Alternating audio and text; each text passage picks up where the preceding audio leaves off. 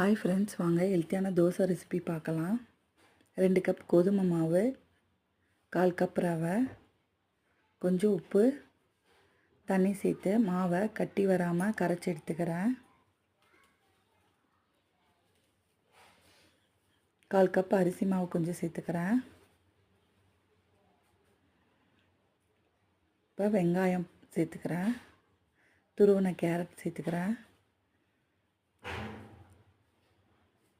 கொத்தமல்லி தழை கொஞ்சம் சேர்த்துக்கிறேன். தோசை மாவு பதத்துக்கு கரைச்சி எடுத்துக்கலாம். சீரகம் கொஞ்சம் சேர்த்துக்கிறேன்.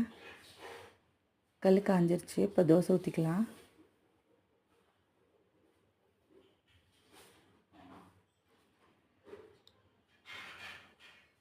இது ரொம்ப டேஸ்ட்டாக இருக்கும். இது போல் நீங்களும் செஞ்சு பாருங்கள். பிடிச்சிருந்தால் லைக் பண்ணுங்கள், ஷேர் பண்ணுங்கள், கமெண்ட் பண்ணுங்கள், சப்ஸ்கிரைப் பண்ணுங்கள்.